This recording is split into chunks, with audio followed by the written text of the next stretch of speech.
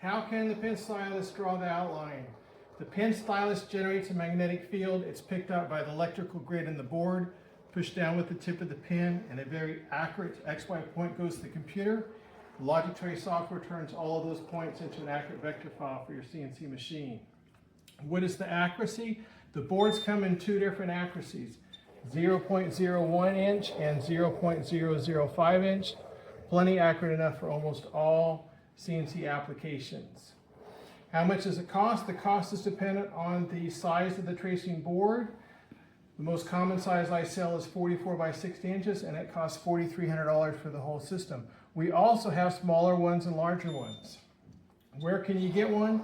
You get one at our website, logicgroup.com. We sell worldwide.